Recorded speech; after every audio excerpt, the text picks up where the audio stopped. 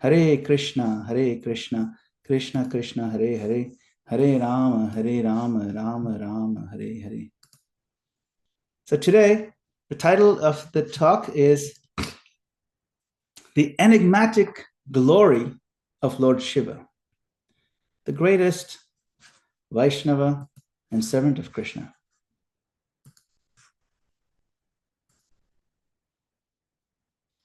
So we were going to meditate on one of the most mysterious and awe-inspiring and paradoxical figures in the entire Vedic cosmos, Lord Shiva. Srimad Bhagavatam holds Lord Shiva in deep reverence, while also clearly establishing Lord Krishna as supreme. This tension is not a contradiction. It is a divine harmony. So we'll explore these verses, verses 3 and 4 from the 88th chapter, where Lord Shiva is described as intimately connected with material nature. And yet, he is known as the greatest devotee of Lord Krishna. Vaishnavanam Yatha Shambhu. But before we do that, let's explore some basic questions. Who is Lord Shiva? Is he God? Is he a demigod? Is he an incarnation? Is he a jiva? Actually hard to answer. Lord Shiva is a unique category of tattva. He is not Vishnu tattva, nor jiva tattva. Srila Prabhupada repeatedly used the milk to yogurt analogy from Brahma Samhita.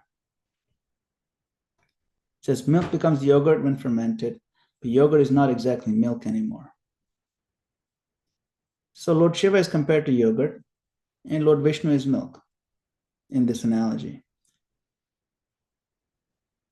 And yogurt is milk modified by contact with.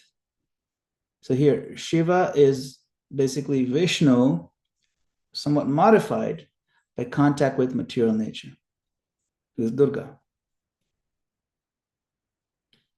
Lord Shiva appears when Krishna comes into touch with external energy for the purpose of destruction or transformation. He is known as Sadashiv in the spiritual world. Yes, he lives in the spiritual world too. And in the material realm, he's known as Rudra, the one who cries very loudly. In the 8th canto, in a purport, Prabhupada explains, this is 8.7.22, he explains, Lord Vishnu acts through Lord Shiva when it comes to dealing with the modes. See, the act of creation and the act of impregnation. You know when Krishna says in the Bhagavad Gita, Aham bija pradah pita, I am the seed-giving father. The act of that Krishna's act of seed-giving is done through the agency of Lord Shiva. In that sense, Lord Shiva is also the father. So this is found in the purport. Prabhupada explains the 8th canto, 8.7.22. It's very intriguing. But we'll go now to our verses for this morning. Shri Shuka Uvacha Shiva Shakti Yuta Shashvat Trilingo Guna Samvrita Vaikarikas Tejashascha Tamasaschetyaham Tridha. Shri Shukadev said, Lord Shiva is always united with his personal energy, the material nature. Manifesting himself in 3 features in response to the entreaty of nature's 3 modes, he embodies the threefold principles of material ego and goodness, passion, and ignorance. The next verse, Ato vikara bhavan Shodashameshu kanchana Upadhavan vibhutinam Sarvasamashnute gatim. The 16 elements have evolved as transformations of that false ego. When a devotee of Lord Shiva worships his manifestation in any one of these elements, the devotee obtains all sorts of corresponding enjoyable opulences. Purport by servants of His Divine Grace, Sri Bhaktivedanta Swami Srila Prabhupada, Srila Prabhupada ki jai. False ego transforms into the mind. 10 senses, the eyes, ears, nose, tongue, skin, hands, feet, voice, genitals, and anus. And 5 physical elements, earth, water, fire, air, and ether.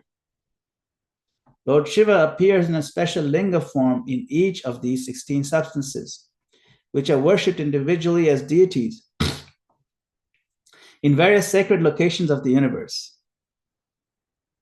A devotee of Shiva may worship one of his particular lingas to obtain the mystic opulences pertaining to it. Thus, Lord Shiva's Akasha linga bestows the opulences of ether. His Jyotirlinga bestows the opulences of fire, and so on. That's the purport. So, Lord Shiva. In verse 3, we learned that Shiva manifests in response to the 3 gunas, the 3 modes. He's always in touch with Prakriti, Prakriti meaning the material nature. Unlike Vishnu, who always remains aloof. And then in verse 4, from the material ego arises 16 elements, the mind, 5 gross elements, the 10 senses. This is 16. And Lord Shiva is present in special lingas associated with each one of them. Now the worshippers of Lord Shiva, through any one of these elemental lingas, can receive corresponding opulences. Earth, you get wealth. Air, you get strength. Ether, you get sense of openness. This shows that Lord Shiva has opulences, vibhutis, but not Bhagavan status. He doesn't have all the opulences like Krishna. He has a lot though. He facilitates material prosperity, but he is not the source of liberation by himself. When it comes time to give liberation, he works in partnership with the Lord, just as everybody else. Because only Krishna is the one who actually gives liberation, Mukunda. So Lord Shiva's oneness with the elements makes him accessible to the materialists, the yogis alike. But his heart, Lord Shiva's heart, belongs to the lotus feet of Govinda.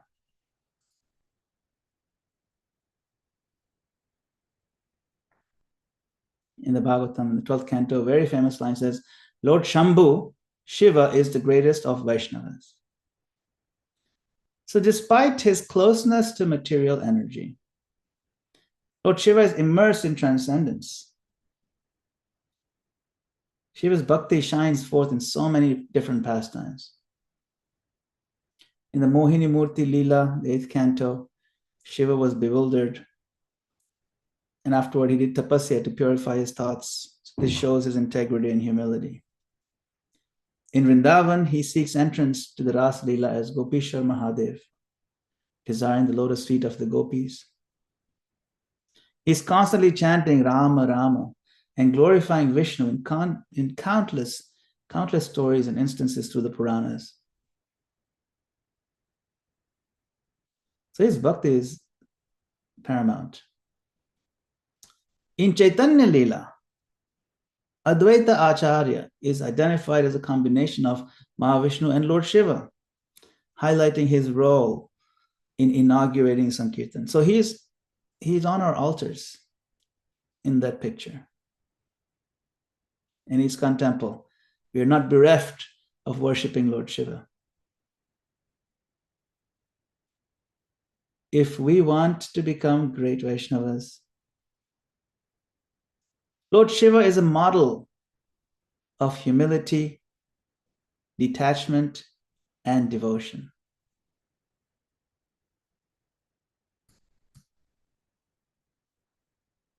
What is that pastime of Lord Shiva and Mohini Murti? After the churning of the milk ocean, Lord Vishnu assumed this enchanting female form of Mohini Murti to bewilder the demons and distribute the nectar of immortality to the devas. So when Lord Shiva heard, Lord Shiva wasn't too far away. He just drank the poison, from that episode. So after he heard this, he got astonished. Whoa, Lord Vishnu has taken an incredibly bewildering, beautiful form. I'm curious. He became curious. He approached Lord Vishnu and Parvati. He came with Parvati and he requested, later on, by the way, this is later, he said, please, my Lord, let me witness that extraordinary form of yours that bewilders even the wise. Vishnu said, are you sure? Yeah, please, I want to see. So then Vishnu smiled and then he agreed. And right before Lord Shiva's eyes, he transformed into Mohini Murti. It's an embodiment of mesmerizing feminine beauty, like never seen before. And upon seeing her, Lord Shiva, who is otherwise the emblem of renunciation, became completely captivated. Overcome with desire, he began to follow her, his mind and senses fully bewildered. You can imagine his wife is standing right there. He's running behind Mohini. So even though this divine illusion publicly agitated him, Lord Shiva made no attempt to hide or excuse what happened. And after the form vanished, Lord Shiva regained composure and laughed at himself. He humbly acknowledged how powerful the Lord's Maya was, the potency of the Lord. So instead of hiding or justifying it, he returned and performs penances to remove that subtle impression of running behind illusion. This shows his transparency and his aspiration for ultimate purity. Prabhupada comments that Lord Shiva's greatness is not that he doesn't get bewildered, but that he doesn't get proud or degraded by it. And lesson for us is that Lord Shiva shows us how to deal with our lower tendencies with honesty and tapasya in the service of Lord Vishnu. Recognize it, deal with it carefully, and perform austerity so that we can move forward with purity, with full focus on Krishna and nothing else.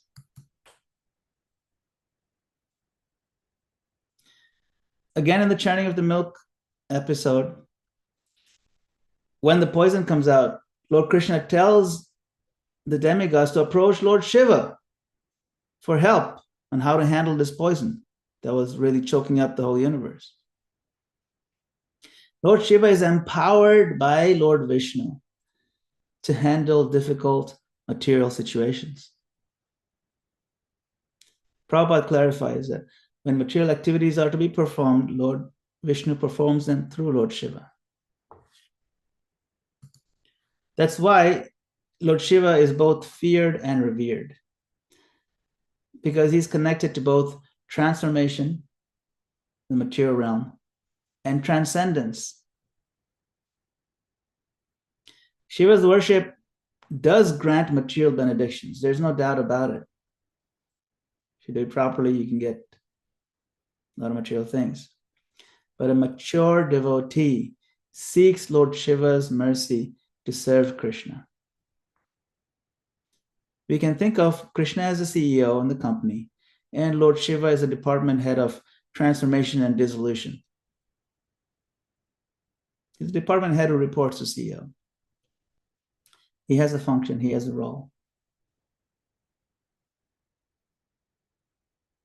But Lord Shiva also yearns for the sweetness of Vraja Bhakti, worship of Lord Krishna in his intimate dham, intimate abode of Vrindavan.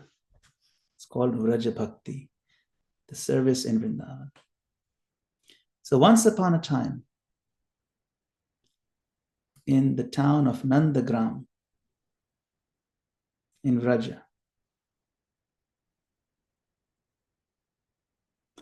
there was this beautiful episode of Asheshwar Mahadev.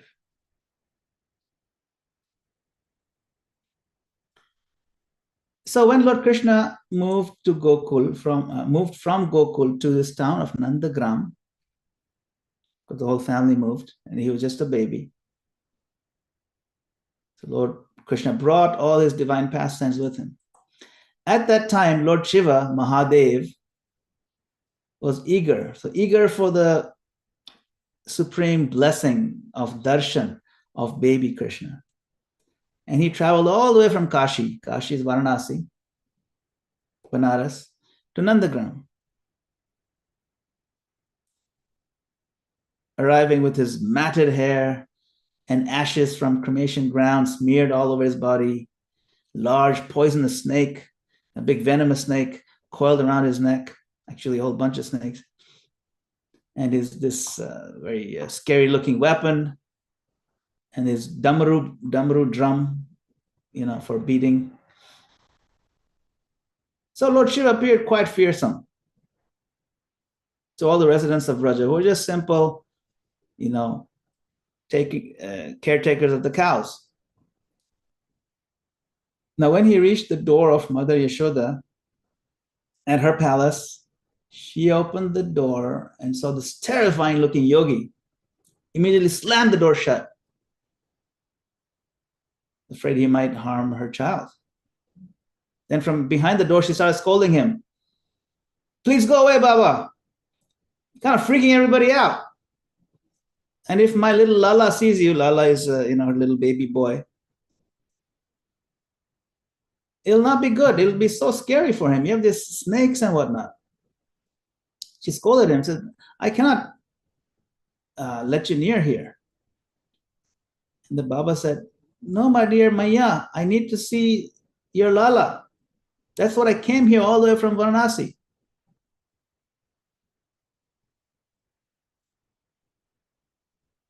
And he was crying. And she says, no, you can't go. So he was rejected. He felt completely heartbroken. So he walked with his head down to the nearby forest. He sat down in meditation and began to wait, hoping against hope, crying for Krishna. Krishna, I want to see you. I came all the way here and I know you're here. I know there's hope though. I know you, my Lord, you will always fulfill your devotees' desires. So I'm going to hope against hope.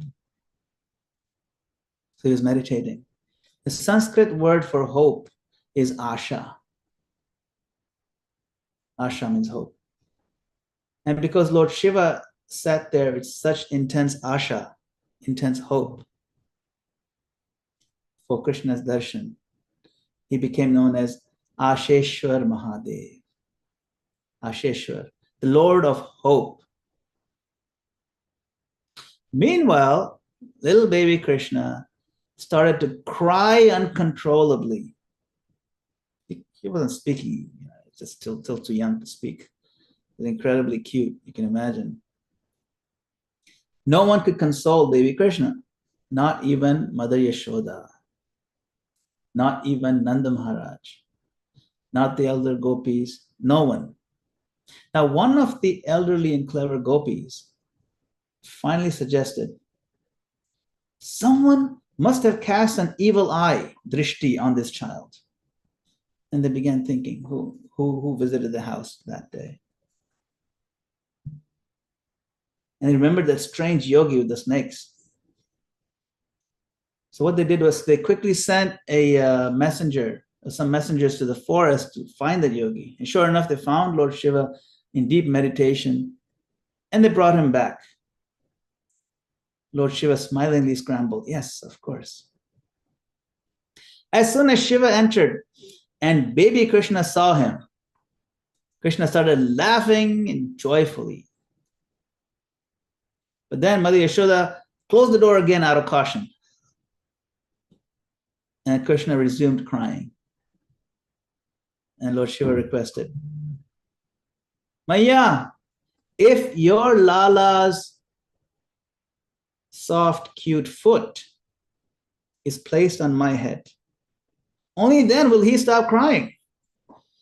So then the gopis, they lifted baby Krishna and gently placed his lotus foot on Lord Shiva's head. At that moment, Lord Shiva began to dance in ecstasy, and baby Krishna began to laugh in joy. And the entire courtyard of Nandagram was filled with bliss. Mother Yashoda is now convinced of Lord Shiva's pure devotion. She invited him to stay in Nandagram forever. Lord Shiva agreed, but with two very beautiful conditions. He said, I'll stay in Nandagram, I promise. But the condition is that whenever you bathe your Lala, that bath water, you bring it and pour it all over me. This is Charnamrit, the water from Krishna's bathing ceremony. And whenever you feed your Lala, you bring me his remnants. Whatever little is left, please give it to me. This is Mahaprasad, Krishna's leftover food. Please bring that for me. So these two requests became the foundation of the proper worship in Vrindavan. Worship Krishna first, and then offer his Charnamrit and Mahaprasad to the Devtas. And to this day, in Nandagram, the deity of Krishna is bathed. His Charnamrit is then poured on Asheshwar Mahadev, whose temple is just in the corner of that same courtyard. And after Krishna is fed, his Mahaprasad is then offered to Lord Shiva. And the local children still affectionately refer to him as the Lord of Hope. And this worship continues unbroken. So, things for us to ponder is Lord Shiva's humility and his willingness to wait endlessly for Krishna's mercy, waiting for, with a lot of hope against hope. This is called dhairya, patience. We have to be patient in our hope as well. Don't stop hoping Krishna will give us his mercy, and we continue to offer him our heart. Krishna reciprocates with his devotees' longings.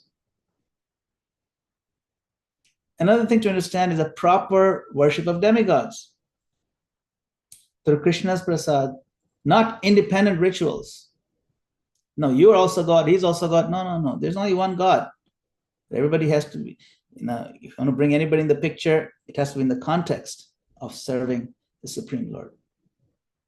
And of course, the sweetness of Raja Leela, always infused, imbued, and saturated with honey-like sweetness, every aspect of it, every word.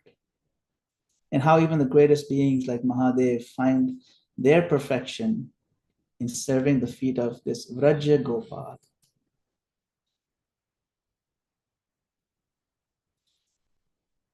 So for us ISKCON devotees, Prabhupada told us not to indiscriminately worship demigods for material gain, but he gave us sanctioned ways to honor Lord Shiva. Remember him as Gopishwar Mahadev. Here he's dressed as a gopi because he wanted to serve Krishna in this Ras Leela. So when we pray for entrance into Vraj Bhakti, we can bow to him. We see him as a Guna avatar of the mode of Tamagun, empowered by Krishna. We see Lord Shiva as a Vaishnava Acharya, the protector of the Dham on all four sides. And we can pray to Lord Shiva in valid mood. Please bless me to serve Radha Krishna without any offenses. So we avoid the offense of minimizing Lord Shiva's position or making any kind of sectarian judgments. He's not just a destroyer or meditator. He's a lover of Krishna. His greatest joy is to assist the pastimes of Radha Krishna. So we can beg him to clear the impurities in our heart. This is actually a prayer written by Vishwanath Chakravarti Thakur. Yes, Vishwanath Chakravarti Thakur. He says, Vrindavanavani patejaya soma soma mulye sanaka sanandana sanatana naradedya Gopishvara Vraja Vilasi Yugangri Padme Prema Prayacha Nirupadi Namo Namaste. O keeper of Vrindavan, O gatekeeper, O Soma, all glories to you. O you whose forehead is decorated with the moon and who is worshipable to the sages headed by Sanak Sanatan, Sanandan and Narada. O Gopishwara, desiring that you bestow upon me pure love for the lotus feet of Sri Sri Radha Krishna, who perform joyous pastimes in Brajadam, I offer my obeisances unto you again and again. So, the qualities to emulate is detachment. He lives in cremation grounds, smears ash over his body, doesn't chase material prestige. Compassion. He drinks this halal poison to save the universe. Devotee means one who takes others' suffering seriously and springs to action to help. Tapa, he's a deep meditator. He's not distracted by lower things like fame or wealth. This is something we can learn when we meditate on the holy names. His bhakti for Vishnu is unshakable. Even when surrounded by demigods or ghosts, he stays fixed on Vishnu, on the Supreme Lord. And humility. He never claims superiority. He even accepts being misunderstood. It's fine. I don't care. Whatever the Lord wants, I'll accept. So, question for ourselves is, can we adopt even a fraction of Lord Shiva's qualities in our own Krishna consciousness? And as we go through the rest of the chapter on the story of Brikasur and how Lord Shiva gave him this dangerous boon, we can think of the innocence of this great devotee, Lord Shiva, who is famously known as Bholenath. Bholenath means the sweet and innocent Shiva. When we adore his qualities, Krishna is pleased. And when we try to develop a deep connection of love with Krishna, following in the footsteps of Mahadev, Gopishwar, then our lives will be successful. He's an inspiration, and we can learn a lot from these episodes that are in the Bhagavatam. Remember, there's not even one word in the Bhagavatam that is not accelerating us toward Krishna. These stories are to be taken seriously and to be meditated upon, and we can imbibe the essence and accelerate our own progress in Krishna consciousness. Thank you very much for your time and kindly hearing. Hare Krishna. Srila Prabhupada ki jai. Thank you very much, Madana-gopāla Prabhu. Before we open it up for questions and answers, we'd like to celebrate you as a Vaishnava, because today Madana-gopāla Prabhu is celebrating his appearance day, dear devotees. So please unmute yourself and bless Madana-gopāla Prabhu. He's, of all the things he could have done in life with his faculties, mental faculties, his big heart, his leadership qualities, he chose to be a Vaishnava. A Vaishnava who is not just floating in outer space. He is a Vaishnava who is going out and sharing what he has learned and assimilated with us. Thank you, Madana-gopāla Prabhu, for being who you are, for spending the time with us regularly. Really, really. To have a devotee like you in life is a boon, is a benediction. Thank you so much. Madana-gopāla Prabhu is a walking boon. Thank Hare you. Krishna. Hare Krishna. Thank you very much for your kind words, Prabhu. I'd like to say something. If any time I have ever had the impulse or the need to interject, it's that when I listen to Madana-gopāla, because of exactly what Ananda Bihari said, and also the fact that you have you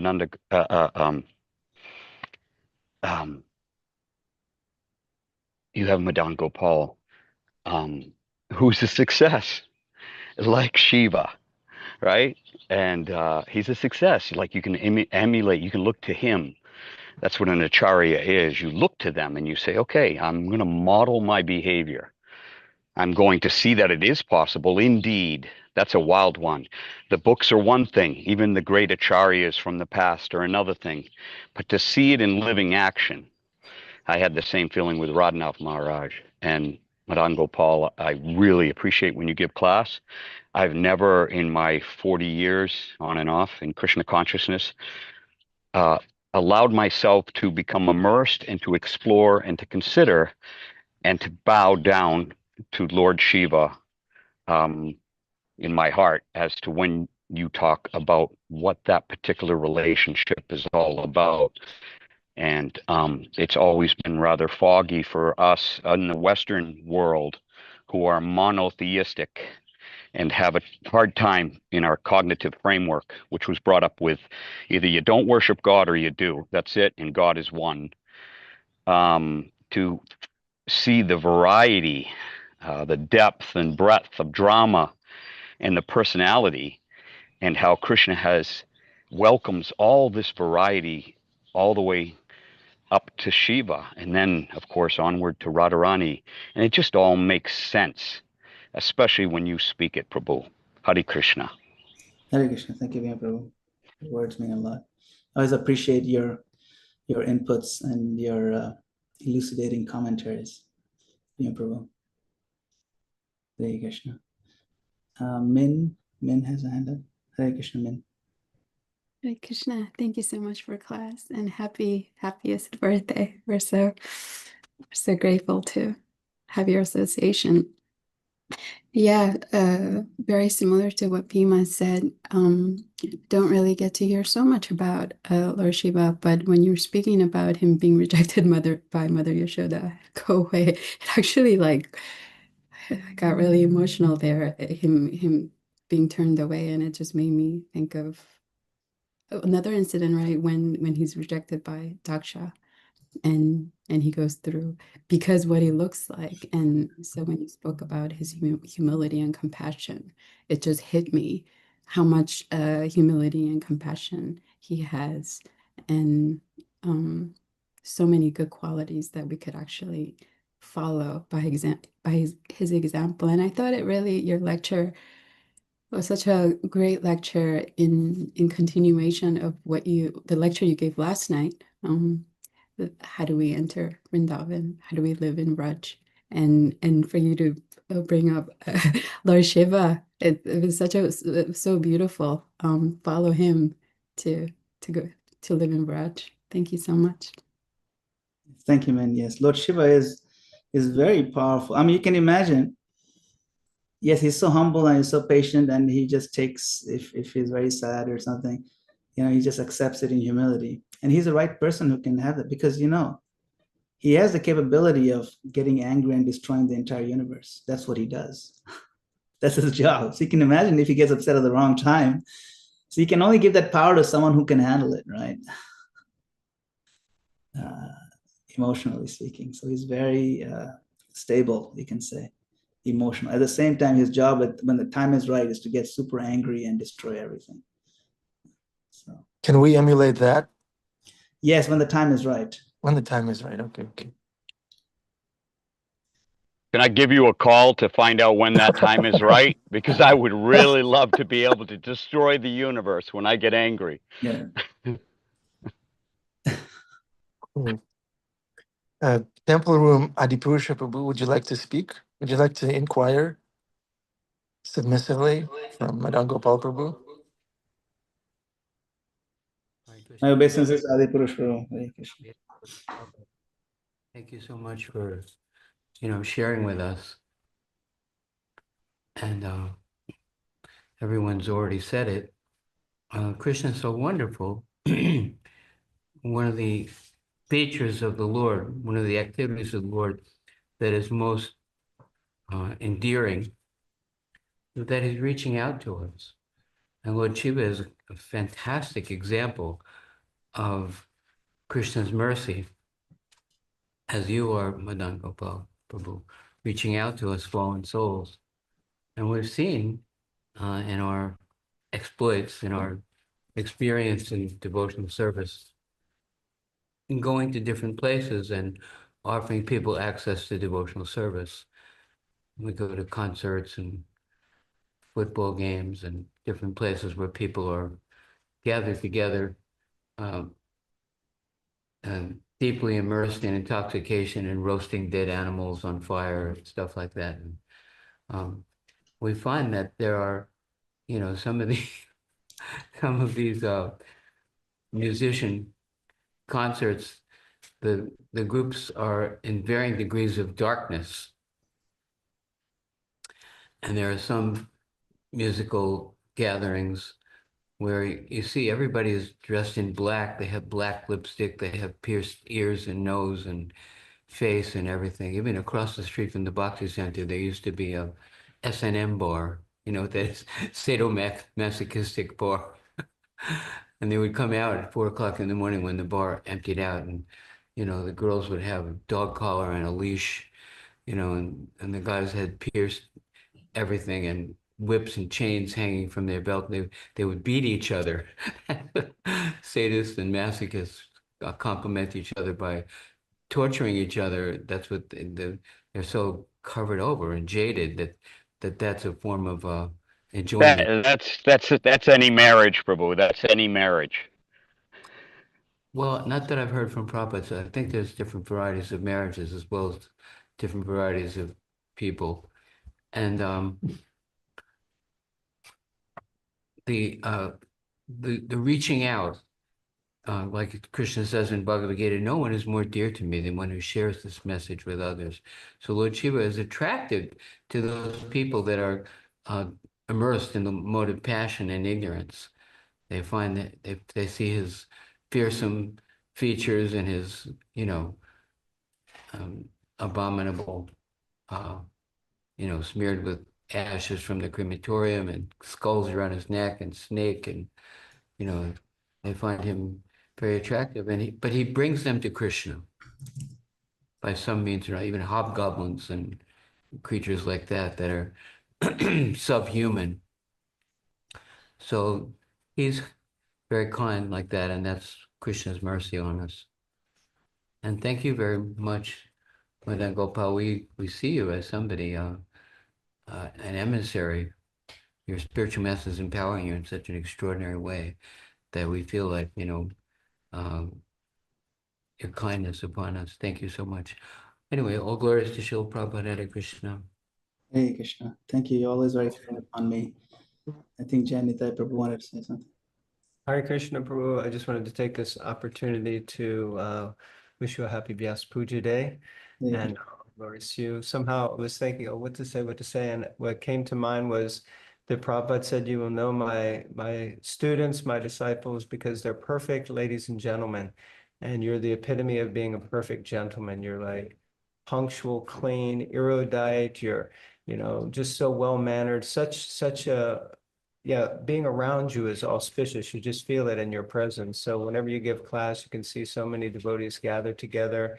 You speak so nicely. You present in such a wonderful way that, you always have these great slides. So you're attracting people also because we're on the screen. So you're just so thoughtful in so many ways, and so professional and so expert. So I just really wanted to appreciate what an honor it's been to be here and get to know you in the little bit of time that I've had with you. It's really a great honor and privilege. So happy Vyas Puja Day to you. I also had a question. I don't know if there's a little bit of time. Sure.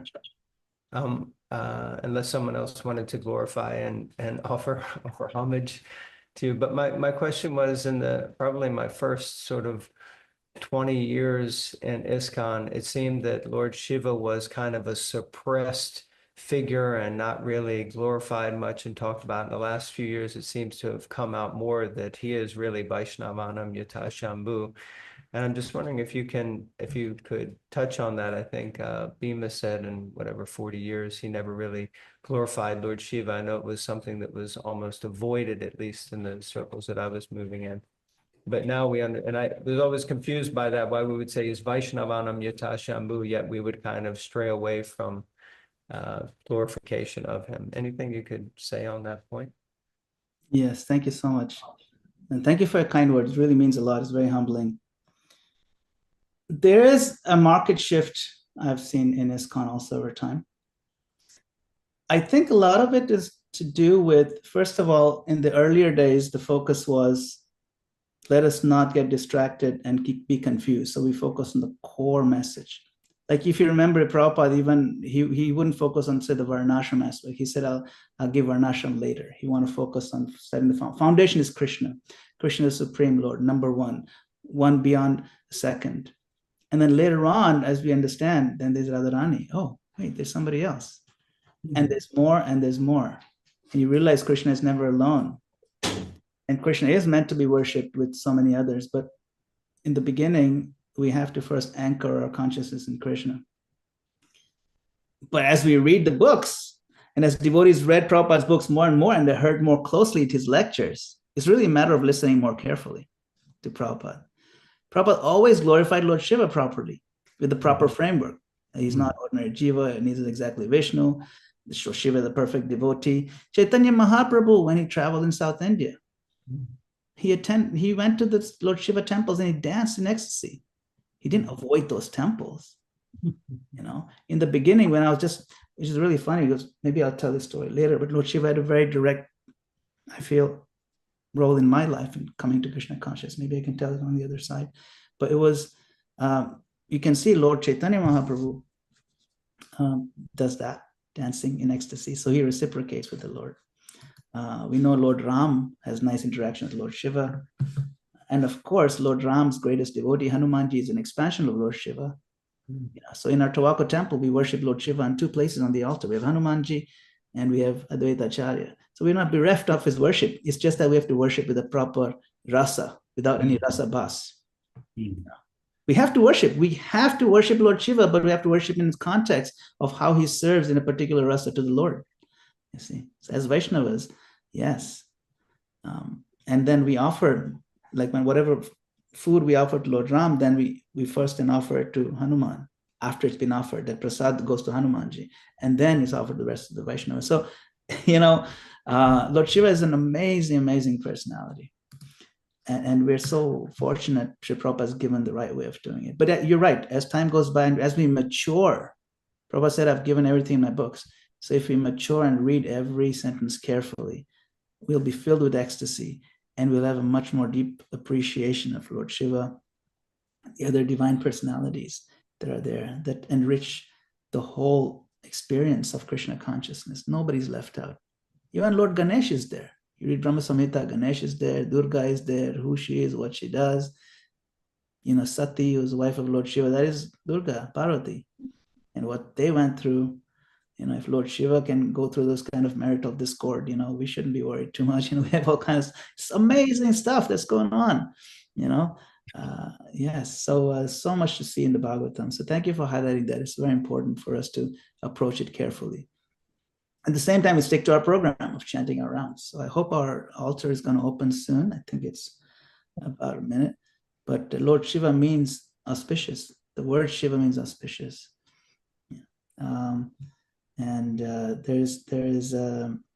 He's there for a reason. And of course, he takes on a female form.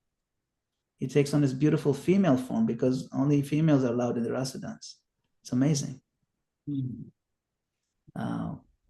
And so he saw that form in the sari, but she still sticks to the moon and the snakes. They're really into that.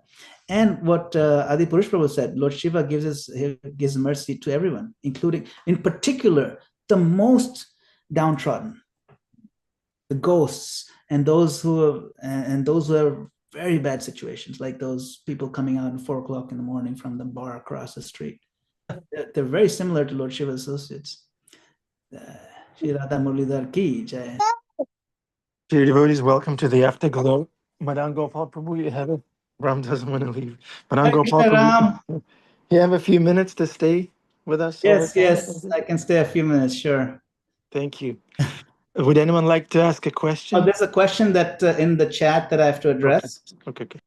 There's a couple of questions. I think Sadhvi Didi asked a question. Was it Sadhvi?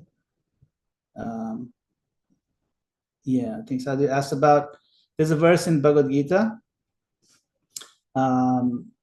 Believe it is, anyway, there's a verse where Krishna says of the Rudras, I am Lord Shiva. So basically, just to explain real short, is that, like he says, of the Yakshas, and I'm Kuvera, and of the Vasus, I'm fire, of the mountains, I'm Meru. So like that, of any given category, he is the most empowered, and he's the the epitome of that particular category. So of the Rudras, I'm Shiva. Now there are 11 powerful deities, all known as Rudras. They're all really expansions, and the original Rudra is Lord Shiva. He's a chief among Rudras. So basically what Krishna is saying is that among destructive or transformative forces, I'm most strongly represented as Lord Shiva. Now, by saying that, Krishna also highlights that even that destruction, even though he's delegated it, is completely under his control. And it serves a part of his divine plan of transformation, rejuvenation, and renewal. So that's really what it's about. And I think there was another question. Jeffrey Ackler asked, is Shiva kind of like an alchemist of the material and spiritual energies, ultimately empowered to fully combine material existence with spiritual life? It's an interesting word, alchemist. Those of you who know, or if you don't know alchemy, alchemy is science, ancient science of trying to create gold out of other metals by doing some chemical thing. So is he kind of a combiner of sorts? In a sense, yes, he is. An alchemist tries to combine things, metals and things that don't normally combine very easily.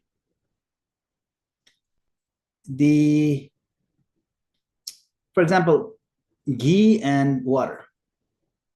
You mix it together, you shake it in the jar. No amount of shaking is going to cause them to dissolve or create one, unified liquid. However, it's possible. It's possible because there is something known as an emulsifier. What an emulsifier does is that emulsifier is a molecule that has a hydrophilic end at one side and a lipophilic end on the other side. Hydrophilic means it attaches to water molecule, and lipophilic means it attaches to fat molecule. And so now it creates one molecule that appears to be water and fat combined. It appears, but it's a third molecule that keeps it together. And when we have that, we get milk. Milk is basically a suspension of fat and water. See? And if you want to separate it, you really beat it and you get butter, and then the water separates, right? So when you beat it, the molecule shakes it off, you see. So why am I giving this analogy? Is because Lord Shiva, if you saw today's verse, it talks about ego and how false ego is empowered by Lord Shiva in one sense. Lord Shiva is the personification of that impregnation into the universe of the souls.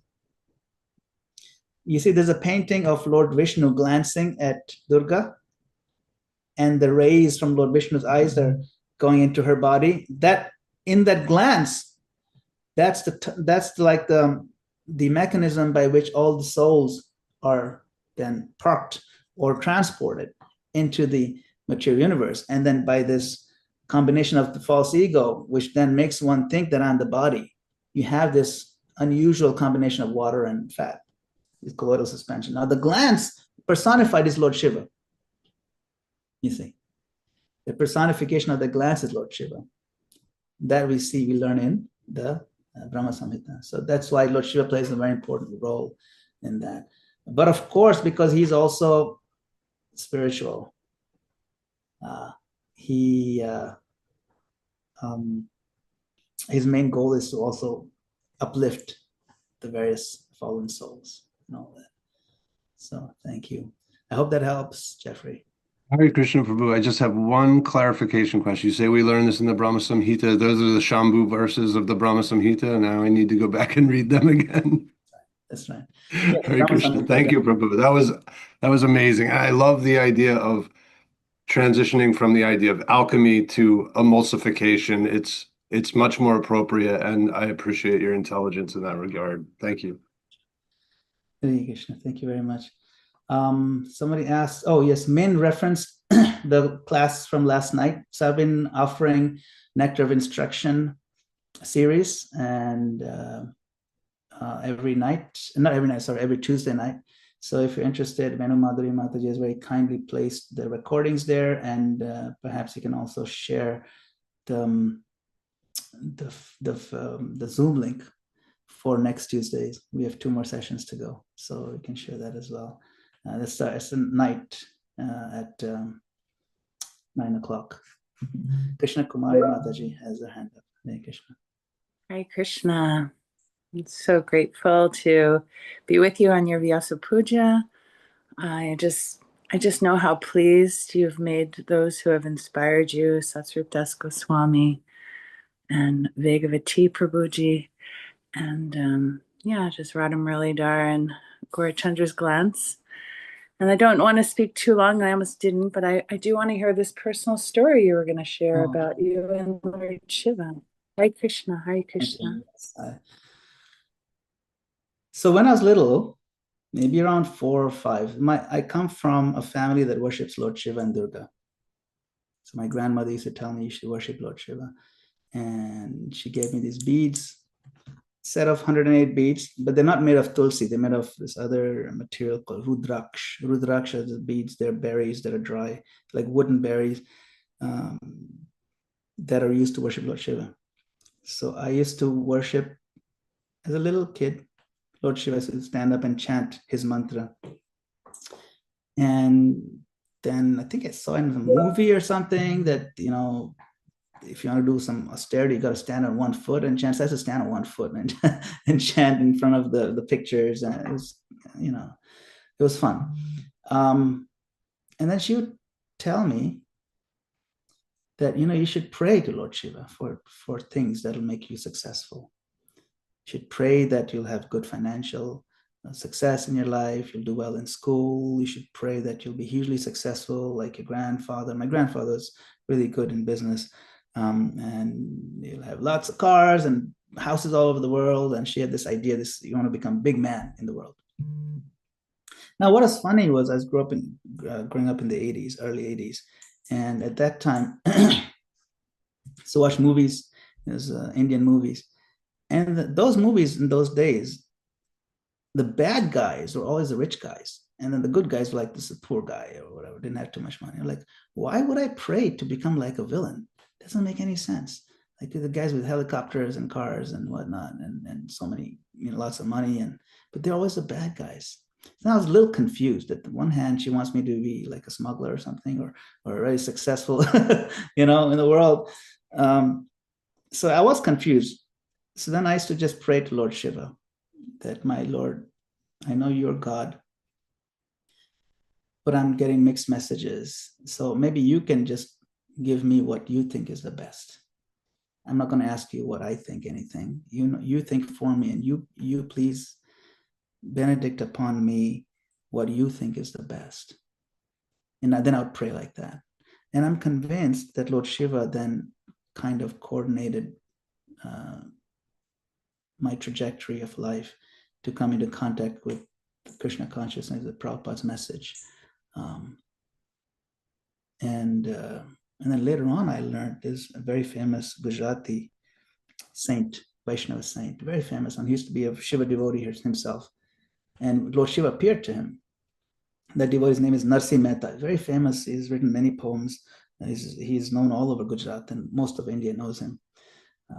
Mahatma Gandhi made him very famous as well. So he once saw Lord Shiva. Like Lord Shiva came in front of him, asked him, what do you want?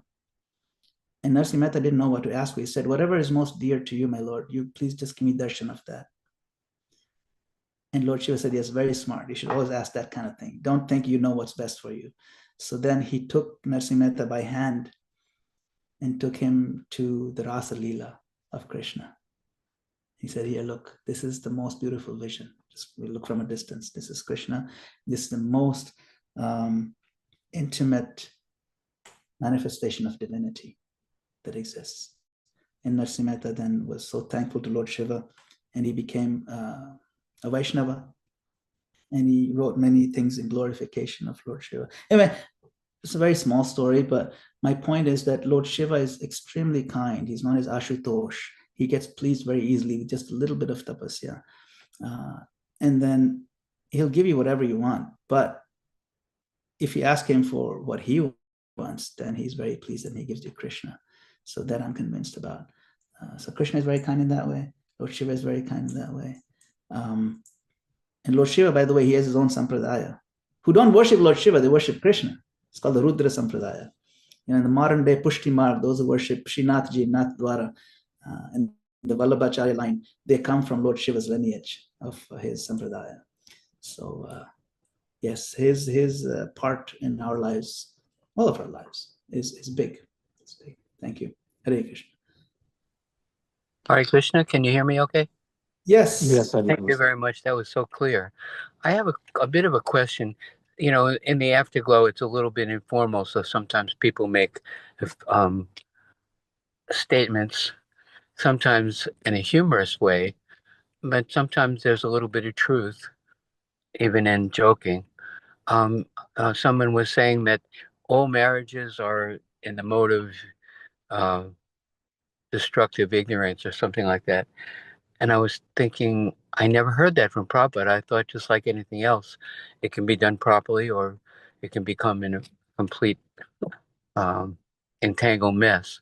So just to make sure that we leave off on the proper understanding on that subject, is it possible to have a marriage that is Krishna conscious, or is that just a phantasmagoria? It's a good question. And you're right, there's a lot of humor in that question too. That some people make these humorous jokes because, you know, it's kind of, there's some exasperation that's an element in every marriage. If you don't have exasperation in your marriage, at least at some point, then there's something wrong with your marriage. You know, I can't believe you didn't understand me. It's part of life. It's part of being spicy. However, I attribute anything, I would not have survived without my marriage, without my wife, Mansi Ganga, in Krishna consciousness at all. Prabhupada writes this, and this I would very strongly urge everyone to read this purport in Bhagavad Gita, 13th chapter, verses 8 through 12, where Krishna says that detachment from wife, children, family, etc. is one of the items of knowledge. In the purport, Prabhupada writes, as for detachment from wife, children, family, etc., it is not that one should not have affection for these. These are natural objects of affection. So please read that purport in the paragraph. And I've quoted this so many times. And he says that if they're conducive, and all you have to do is, if they're conducive to do 4 things, then you'll be happy in your life. 4 things mean chant Hare Krishna together, worship the deity, offer the food to Krishna, and read Bhagavad Gita and Bhagavatam together. If you do these 4 things, family life will be happy. And he went past. What about the dishes? the dishes are part, there's an expansion of the offering of the food. Yes. And you have to, yes, that's why it's all covered. Everything is covered, you know. You worship the deity, it means it includes doing the laundry, because you can't worship the deity in dirty clothes. So everything is included in all those 4 statements. You'll be happy if you do the dishes. Yes, and please forgive Adi had taken it out of the humor context. Anything taken out of context is going to lose its way. But yeah, it's like you said, Prabhu, if you're not fighting in your marriage, you're not fighting for each other, and you're not fighting to improve. Growth means pain, and pain means things that are challenging. And if your dearest one can't challenge you to become a pure devotee, and trust me, that's what everybody wants. Could you imagine being married to a pure devotee? So we have to like both struggle to purify. And yeah, it is like that. It's like coming out of a bar at 4 a.m. ready to tussle, because it's fun, because you have to, because you've made that commitment. The important thing is the commitment. So I just wanted to rebase that in the fact that, yeah, you got to do that tussle. You got to wear those clothes, those leathers, and you got to be ready to rumble if you want a good marriage. Hare Krishna. Yes, that's true. It's all about commitment, and you don't have to be a pure devotee. However, you have to try to do as many pure acts as possible. That's all. You know, that's how you end up being one. You don't have to try to be a pure devotee or even attain that label of pure devotee. Just that this act, this one little act, I'm going to do it purely. This one flower I'm offering Krishna, I'll do it with all purity at my command. And then after that, okay, fine, I'll be impure in between things. Like my mind is whatever. But now the next act will be also pure. So if you have a string of pure acts, and then what happens, your tolerance for impure things will go down. You won't tolerate impurity. And then that's all. We don't need to, that's how you define a pure devotee, is one whose intention is to always offer one thing after another with purity. That's all, including doing the dishes or the laundry or whatever it may be, the pure intent. You see? Otherwise, unloading the dishwasher is one of the most dreary tasks, but you can infuse that also with appreciation. Yeah, it's possible. Of course it's possible. One, that I have a dishwasher. Two, I have dishes to unload. And three, we had Mahaprasadam. We have Prasadam. Four, I have a family. Five, I have a house. And all of a sudden, now that act of unloading dishwasher is something that's full of gratitude and love. It takes a little bit of practice. I do have to say, Madana-gopāla and Mansi Ganga are a perfect example of that. So if you want to see it, just be in their association. Yes, Stephanie Mataji has been very kind, and Stephanie Mataji, you've come to our home a couple of times and you've given us your association. It's been very sweet, and you're always so appreciative. Thank you. And we appreciate you very much as well. Thank you. Hare Krishna. Okay. Well, we definitely have more appreciation for Lord Shiva, that he brought you to Shri Radha Damodar. Thank you for being here with us. It's really special. Hare Krishna. So Venu Madhuri very kindly shared her phone number with everyone if you would like to reach out to her and chat on those Nectar of Instruction series. I have put a lot of effort into those presentations. So if you'd like to see them and give us your feedback, I'd appreciate it as well. So thank you again for your kind association. I always appreciate this progressive circle. Everybody who comes to this class is just a gem, and you always are encouraging each other, and all of you just such great examples of Krishna consciousness from such diverse backgrounds. I always look forward to giving class here, and even when I'm not giving class, whenever I can join, I try to join to see what other devotees have to say. So my obeisances again to all of you, and thank you again for your kind encouragement and blessings, and look forward to seeing you many more sessions over many more years. Hare Krishna. Srila Prabhupada ki jai. Haribol. Thank you. Gopal Prabhu ki jai. Wonderful. What a celebration. Thank you very much for today. Hare Krishna. No, thank you. Hemangi, please unmute yourself. Hold it, Hemangi. Chant the mantra. Recite the mantra, please, to complete the offering. Thank you so much, Madana-gopāla Prabhu. You're so much, you inspire us so much, and our progress in Krishna consciousness is so much because of you. Really appreciate you. Your presentations are beautiful. Please keep inspiring us, and please keep us in your prayers on this auspicious day. Hare Krishna. Hare Krishna, Hare Krishna, Krishna Krishna, Hare Hare, Hare Ram, Ram Ram, Hare Hare. Haribol. Hare Bol.